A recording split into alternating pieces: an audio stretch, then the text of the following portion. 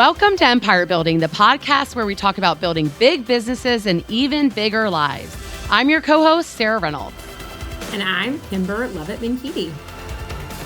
Well, today we got a DC Metro Empire Builders takeover. That's right. Watch out. The Mid-Atlantic is here to stay. Yes, it's Kymber and I, and we are both born and raised Virginia girls. And We are. now Kymber lives in the wonderful District of Columbia, and I live 45 minutes from her. And so we're excited to do our first ever podcast of just the two of us. I know. When we jumped up, we were like, wait, this is our first time doing just the Virginia show. Seriously. Yes. Who would have ever thought that this is our first time? But I'm excited because I always learn so much from Kymber. And so I was like, I woke up so pumped up that I got to record with you today and learn. I did too. Like when we realized it yesterday or the other day, I was like, oh my God, I get to do it. I think it's just the two of us. It's going to be so fun. Yes, it will. So you're in for a treat today because we're going to talk about a topic that actually I don't know if I've ever heard a podcast or heard a leader talk about this. And it's something called decision fatigue. Decision fatigue. So today we're going to talk about what is decision fatigue. So what is it, since it's not talked about a lot? Okay. Yep. What are the signs sort of to watch for, and then what to do about it in terms of decision fatigue. And so have you ever experienced decision fatigue, Kymber? Well, it's one of those things that you're right, Sarah, like you don't hear about a lot, but when you hear the two words together, I immediately I'm like, wait, I think I have that, right? Like, I'm like, wait a minute. Yes. Like those are both things that I feel like I'm like, wait a minute, right? Especially as leaders, as women leaders, like the amount of times a day from the littlest to the biggest that we are like, you just have things flying at you. Some significant decisions that are being asked to be made, sometimes really quickly, but definitely like just from the moment, like our feet hit the floor in the mornings, it's like boom, boom, boom. Yes. Yeah. So when I heard it, I was like, I got it. I need more. Yes. No, that's how I was. I actually had an experience about a month ago that led to me doing a lot of research on this topic. So it was a Friday. I had worked a full week, and just like Kymber, we're going hard. Okay. We're going hard at work and leading our empires. And then we're going hard at home, right? We both have young babies at home. They're growing up. I know. I like to still say that, but then you start to see them like, oh, yeah. I know. We have the range. We have bigger babies and we have smaller babies. Yes, but we are in the thick of activities and making decisions on discipline conversations and all of these things. So we're going hard, right? So it was a Friday, and I thankfully was working from home. And I don't work from home a lot, but I think this was a God thing that I was working from home. So it was in the middle of the day. I couldn't think, like I couldn't process anything. My team members were coming at me with questions, and I kept saying like, I don't know. And I literally was spiraling. George came into the room. I had just gotten off the phone with a team member, and I just started crying, like bawling. And he goes, "What's going on?" Because that's not normal for him to walk in and that happen. And I said, I don't know. I said, I can't do this today. I had a really big meeting at 4:00. So this was like lunchtime. Okay. I'm talking a major meeting at 4:00. Where I had to be on my game. Like I had to be ready to go. I was meeting with some powerhouses in the real estate industry about a very serious topic. And I looked at him and I said, I can't do it. I'm going to have to cancel. And he looks at me and goes, you can't cancel on XYZ, the people that he knew I was meeting with. And I said, I don't know. I've never felt like this. I was so overwhelmed. And he took my phone and he goes, I need you to I'm going to call the team and you're going to take an hour nap. And I was like, a nap? It's Friday. It's Friday. And it's not like it's the middle of the day. Yeah. And I was like, but I didn't know what to do. So I just listened to him. So I was like, okay, here's my phone. And I took a nap. I woke up. I ended up being able to do a good job in the meeting. And then afterwards I was like, what happened? And I started researching. I can relate it to like a panic attack. Like that's how I had never had one before, but that's like what I did that day. I had a legit panic attack. So I started researching panic attacks and leadership. And then all of these articles started coming up about this thing, decision fatigue. And I was like, okay. So I was at my max. I was literally totally fatigued. I could not think, could not process, couldn't make another decision. And so that's what led to this episode being recorded today, because I'm now passionate about understanding decision fatigue. So what I love is that you went the next level deep, because I think so often, especially for women, we get kind of like, oh, well, you have anxiety, you have panic, you have this thing. And that's like the surface thing, right? But the answer was like, what's that next level deep? Because then it's actually like an environmental piece that you can impact, right? Which I think is so powerful, because I think oftentimes we're just like, well, I just have X. And you're like, no, but what was actually fueling X that you could actually go and create a process or dig into or learn more about? And that's why I'm excited about this episode today, because I think we're going to actually unpack it so you can be like, I'm not just this thing. I actually, these are the things that were fueling it. Yeah, no, that's for sure. I think after experiencing that, I'm like, I don't ever want to feel that way again. Right. So I started reading articles about it and started sending them to all of our circle and about this topic. And all of the articles had a little bit of a different sort of publications about it, had one thing in common. Okay. We make a lot of decisions. Many of the publications said that on average, you make over 1,000 decisions a day. And that's the average human being. Okay. So the average human being is making over 1,000 decisions a day, from what to have for breakfast, right? To how to handle a very difficult situation to work. So from little things to extreme things, we're making thousands of decisions a day. And then I don't know about you, Kymber, but based on your empire that you lead, I mean, in my empire that I lead, I mean, that is even more than 1,000, because we aren't average in terms of our jobs, in terms of our roles that we play. And so when you're leading an empire, okay, you're making, in addition to the normal thousands that people make, we are making so many decisions each and every day, from basic things to major decisions. And so this is a very real topic for empire builders.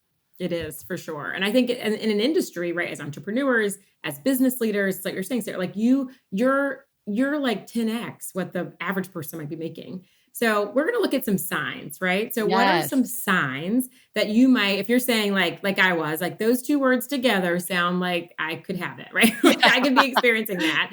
What are some other signs? So I love these, right? Just when we're going to rattle them off. Emotionally reacting in a negative way. Like, how does your body feel? How are you emotionally responding to something? Struggling with concentration, feeling mentally drained, procrastinating when making a decision. This is one that I really struggle with, right? When I know that when things start to get, I'm overwhelmed with decisions, then I just start to like push off, right? And so I'm not making the most important decisions because I'm not holding enough space to really come at them in the way that they need, the attention that they need. Making an impulsive decision, feeling extreme overwhelm, right? Sarah, that was what you felt that day. Just extreme overwhelm in a situation where you're like, hey, this is not, like it wasn't particularly unusual, probably Friday, and that were making a lot of decisions, but that extreme overwhelm when you're like, okay, I've just reached the max capacity. Yeah. So I think understanding those 6 signs is critical to then being able to say, okay, what do we need to do? Right. I mean, now that I sort of understand this, I mean, we had Her Best Life board meeting yesterday, and we were supposed to make a decision privately. And I was like, I'm not doing it. And now I object. Well, now that I'm reading these, I was like, oh, I was procrastinating making a decision. I probably was experiencing decision fatigue, meaning that we need to really look at, okay, how do we prevent it to where we can try to get ahead of these signs? Because the goal is to prevent it, right? As much as we can. We obviously can't prevent everything, right? We've got to make decisions. It's important. Okay. But how do we prevent it? So what we did is we have 6 keys to reduce decision fatigue, right? So instead, let's change our language here. I said prevent. We're going to say reduce, okay? Reduce. So I like 6 keys to reduce decision fatigue. Okay. So the number one key key for reducing decision fatigue. Okay.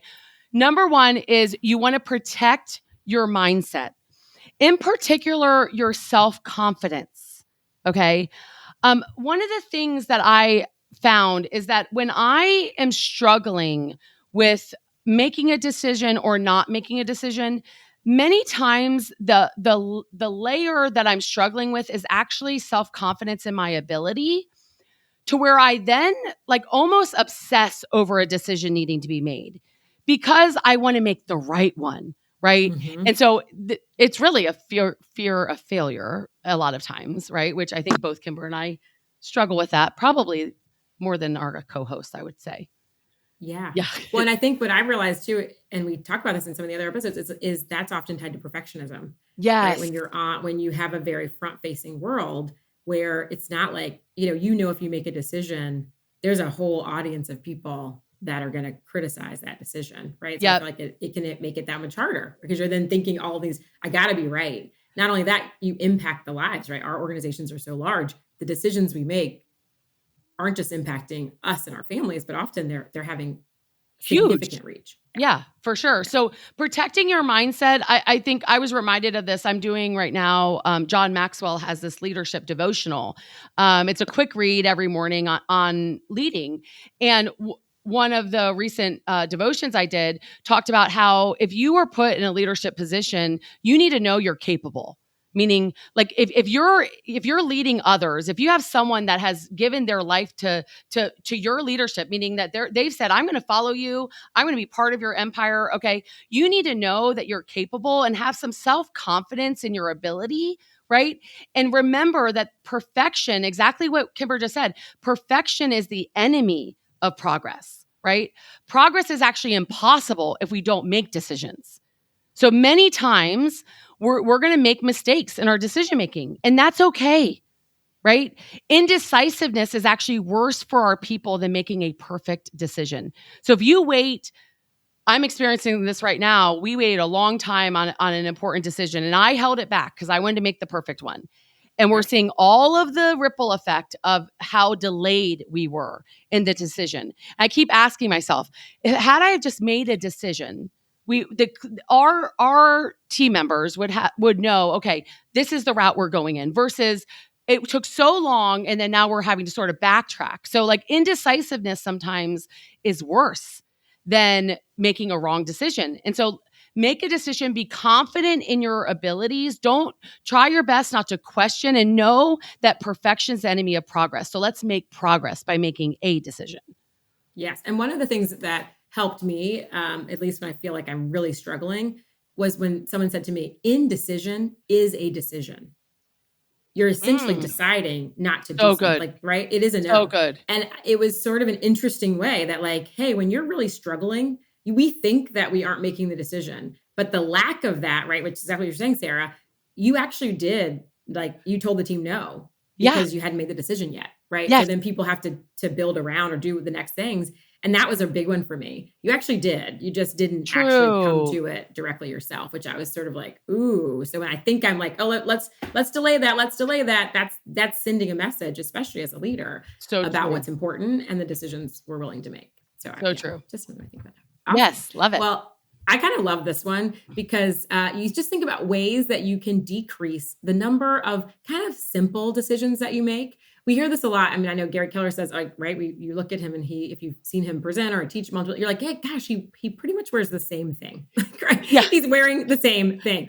And when you make that, like, that's a simple way to just take a decision off the radar for you. And it might be a little harder as women, right? Like to not wear the same thing every day. But I do know like some high performing women that just have a very simple wardrobe. Yeah. Like, right. They know it's probably why a lot of us loved COVID, good and bad, right? Like I know I loved that I could just put on leggings and a sweatshirt every day for about a year and a half. Yeah. It's probably why we got so much more done during that period of time. True. That was, there was a lot of decisions that were already made for you.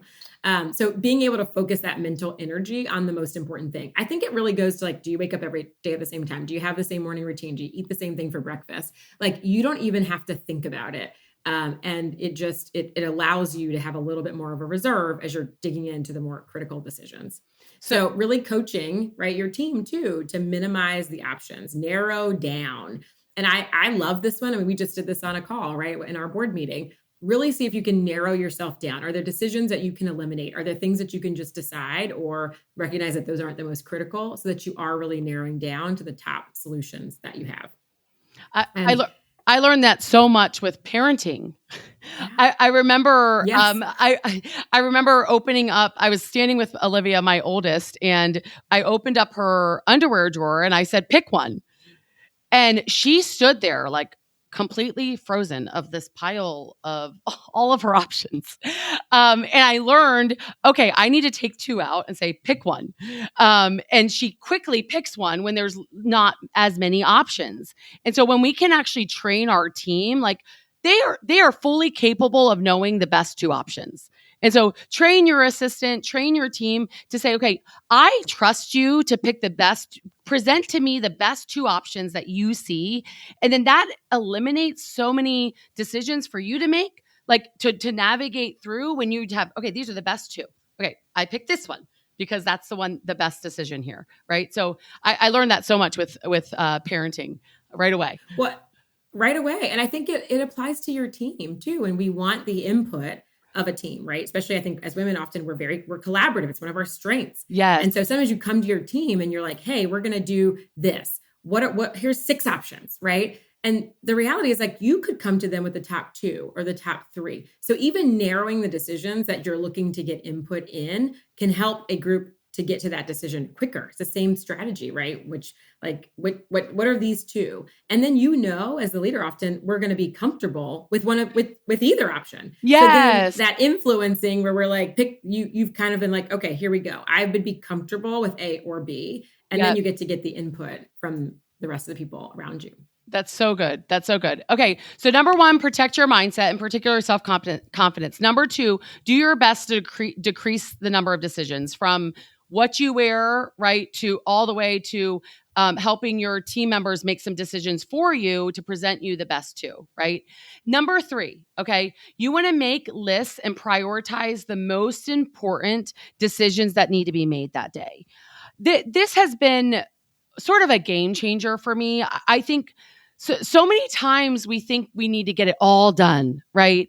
I mean, if you're an empire builder, you've got some achiever in you, right? We like to achieve things, and the more we can achieve, the better we feel, well, it's really when you're building that empire, when you're trying to reduce decision fatigue, you want to protect your mindset on the most important decisions. Right. That's why I liked number 2 and what Kymber said so much, because if you can, for example, my mother-in-law she is one of my heroes. She is a powerhouse female, led top executive in her company, had 3 kids, and kept her household amazingly ran. But she knew if it was Monday, this was what was for breakfast. It was Tuesday, if this was for breakfast. And I look back at that decision she made to do that. That helped her with when she got to work and she had to make a critical decision on how many people to lay off or how many people to hire, right? Like that kind of decision was on her desk. Well, she didn't waste her mind space with the earlier decision that day. Instead, she's focusing. So are you making a list and prioritize what are the most important decisions for you to make that day, and make those the priorities of your mind that day? And how can you eliminate the other ones, or other people make the decisions of the things that maybe aren't as important? And Sarah, what I love about that, and I just is that other people often in our lives crave the structure. So what I found with my boys is the certainty of knowing that Tuesday is Taco Tuesday. Yes. Not only do I not have to think about it, they don't have to ask me about it. And half of decision fatigue is that people are coming to you with questions. And so the more structure that you have in place around some of these really simple things, then eliminates, right? You've empowered, and we're talking about that in the next one, people, even your family, to be like, hey, we do pizza on Fridays and we do Taco Tuesdays. Nobody has to. Even the 4-year-old last night said, Mom, I'm so excited. What, we get pizza tomorrow? They just know. And it creates that both structure that many people in our lives are looking for us to provide, and eliminates a decision that you have to make. So good. Yeah. So good. So let's talk about how you get there, right? Because I Yes. think leaning into delegation is really how that becomes possible, right? The things that the people cannot solve for themselves that they're bringing them to you, and that's what you want to really make sure you're having time to do. So when you're delegating and leading others, and you said this already, Sarah, right? If they've got it 80% right, then it can be 100%. And I think Yes. that has been a huge one for me, right? Like I sometimes am like the perfectionism side is like, well, send it to me and I'm going to edit it. And then I become this like bottleneck of the push out, the final decision. And I realized it disempowers people. You actually are hurting their confidence to Mm. be able to feel like they're building the decision making muscle on their own. When we kind of have to touch everything, see everything, make sure it's 100% done before it can get out the door. And so that 80% right oftentimes is enough in most of our daily interactions. And it also helps empower people so that they can get it to the place where it's 100%. So good. And I love this. I mean, some of the hacks, like I am an Instacart girl. Like I am Instacart, shipped, Amazon, like all of these things that are just repeating. And those become, sometimes we think about delegation as it has to be a who, and sometimes it's a resource, right? It's a tool Yes. that can help make that easier. And then it empowers my sitter at home. We share the Instacart order. So she will just like be like, hey, we're low on this. Am I good to go? And I'm like, yep, I don't have to think about the things because we have an agreement already on what goes in there. So I So think, what good. are your tools that help you make delegation with your who's and your how's possible? I love that. I think this is something that we both have grown so much in our leadership, and what my both from hacks of being a mom, making lots of decisions, and then also leading the empires and all of our amazing humans. And for both of us, I think we always want it to be 100% as right as possible. And I learned, and really my dad had the biggest influence on me on this, is because he saw how exhausted I had been. And he talked to me, he goes, why are all of your people coming to you? Like they're coming to you too much. And he goes, there's something you're doing that's causing them to come to you. And he identified, and he told me, he said, Sarah, if it's 80%, you want them to run with it. Like you're not looking for 100%. You're not looking for perfection. Okay. So what Kymber said was so right. We want to empower our people to make decisions. And then one of the things that I love that Gary has said, right, is authorship is ownership. And we learned this from him. He creates task force. So when one of us, says X, you guys need to do X, Y, Z, he'll say, okay, go lead a task force on that. Like, meaning go author the solution, present it to me. Those of us that had ownership in authoring it are really going to take it seriously. Okay. And we're actually going to make it happen. And so will your people. So are there things that you could maybe give task force to your people to solve? It doesn't have to be you solving and making the decisions. Okay. And it's really one of, I think, a genius leadership skill that we've learned in that, because what he often, from I think early in the organization, that was often the loudest, most vocal, sometimes the most objective, like the people that were objecting the most to the thing. So if you've got somebody that's bringing you problems, and what we always know this, right? Talent, non-talent, who's bringing you the problems versus who's bringing you the solutions. Sometimes talent is identifying problems. Yes. But real talent's going to show up when you say, great, I want you to chair or lead the group of people in the organization that are going to find the solution for that. And that actually will show you quickly who just wants to bring you the problem or who actually wants to bring you back a solution. So it empowers people to really not just identify an opportunity, but to really author a solution to it. It's a great way to both empower, to delegate, to knock a lot of those boxes down in one effort. Yeah, it makes me think of the book. I know the author's name's Liz, but Multipliers. Yes. And it talks about that. And it talks about how sometimes you can actually have a talented person that has solutions, but if you are diminishing them when they come to you with the solution and like almost putting them down, like, well, that's not perfect, let me make it better, right? Then they'll actually stop coming to you with solutions. And then you'll take someone that was talent and all of a sudden you're viewing it like they're no longer talent, but really it's because you were putting them down for their solutions, right? So one of the things I've learned, and I know Kymber, you learned this as well, is like empowering our people, right? So much of decision fatigue is because our lack of empowering our people to make those decisions, to take to delegate, right? So I know we spent a lot of time on number 4, but I think it's so important to lean into delegation. And I hope you guys are hearing us. And it's something that we're always growing in, but lean in to delegation because that's going to help you so much with decision fatigue. So yeah, and I'll just, one of my like honest moments, I know we spent long on this one, but I had to sort of look in the mirror on that delegation, that sometimes it was a lack of being important or needed in the organization. And so when I was coming in to like show that I knew the thing, or to show like I'm the leader, that it was often because I felt like, that was my thing. And now it's not my thing anymore, or somebody else got the ball. And that is actually what I wanted. But the feeling was like, well, am I being replaced? What am I going to do now? Yeah. And so I feel like I see that in a lot of leaders. They want that, but then when they get it, it's also slightly terrifying. So I think just being open to, if you feel like, hey, people aren't taking the ball, like you said, Sarah, is it that you're trying to like, what for you is driving the need for it to be perfect or done, or have your little stamp on it before it goes out the door? And really, like, that can be one of the biggest, really just squashers of empowerment. So true. I love your transparency and vulnerability with sharing that, because I think I know I struggle there too. And I want to encourage all of our listeners, if what Kymber just said resonates with you, one of the most powerful things I did was actually share that. I was vulnerable and transparent with my people about it.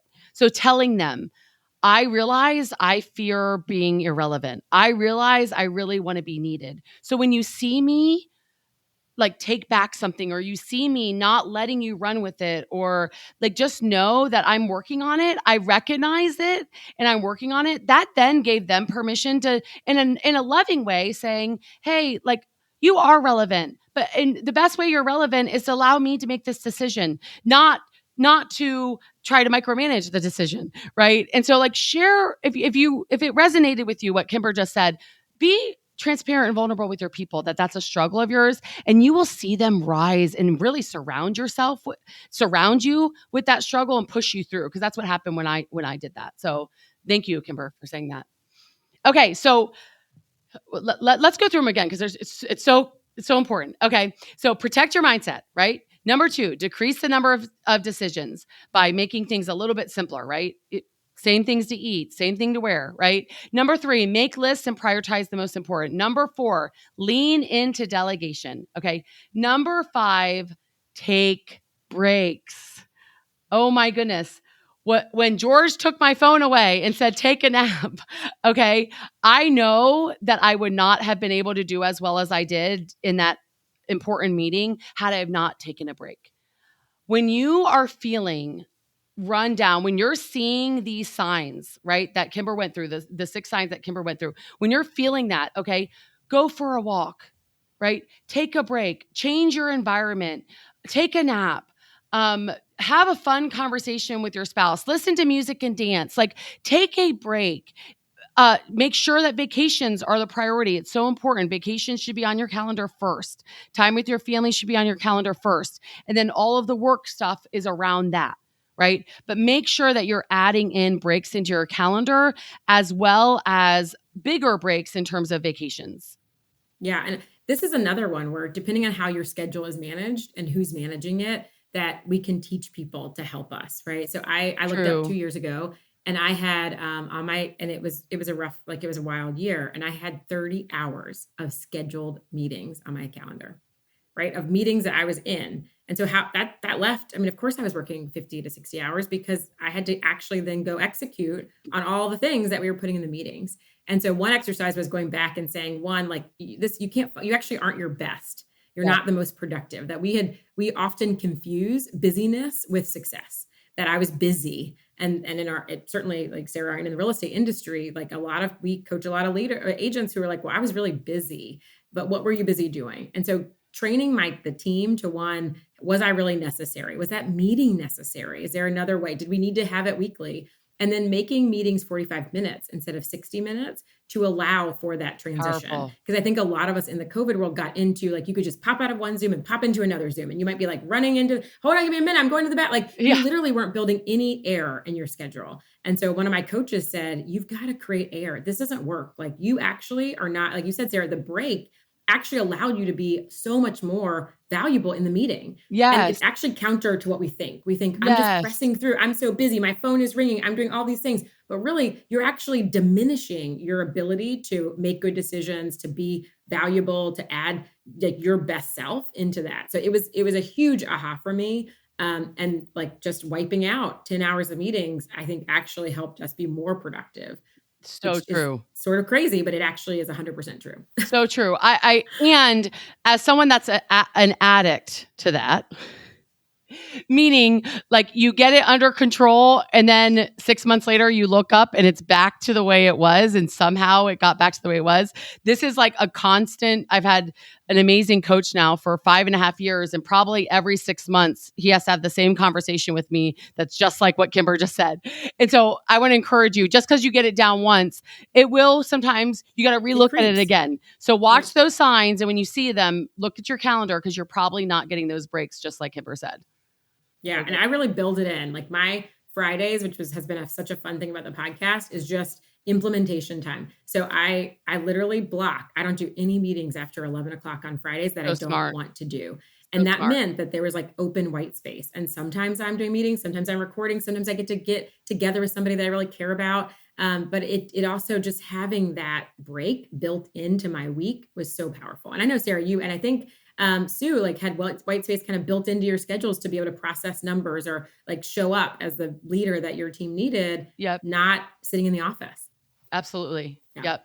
Well, this sort of goes with number 6, but take us home, because we sort of mix them together, because they are. When you were saying it, I was like, those go together. Yes, which they is do. Really like that self-care. And I think, Wendy said something that sort of, which she has a way of doing that kind of hits you right between the eyes. And she said, you want to build a life that you don't have to vacation from. Right? Build a life that you don't have to escape from to feel better.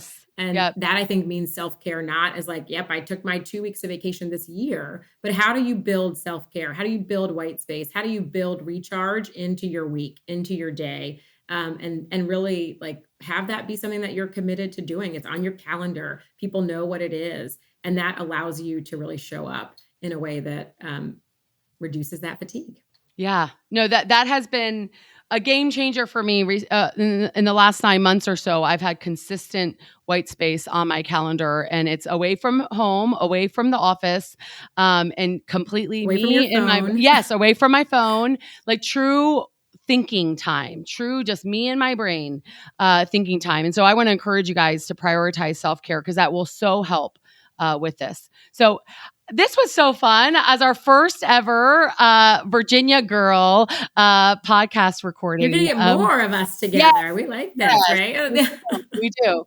So thank you guys so much for joining us. Decision fatigue is such a real thing. So what do you want to watch for? You want to watch for if you're emotionally reacting in a negative way. You want to watch if you're struggling with concentrating, if you're feeling mentally drained, if you're procrastinating making a decision, if you make impulsive decisions, or if you feel extreme overwhelm.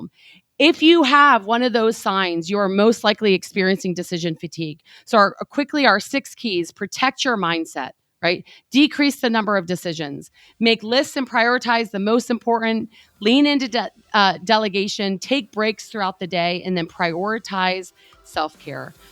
If you do these things, it will allow for your brain to be used in the best possible way in a much happier life, which is all about our mission here, which is to help you build a big business, but not just a big business, an even bigger life. If you got something out of this episode, we would love, love, love a 5-star review and for you to share it with a friend. We appreciate hearing from our listeners, and thank you guys so much for joining us today. Bye. Thanks, Sarah. Bye.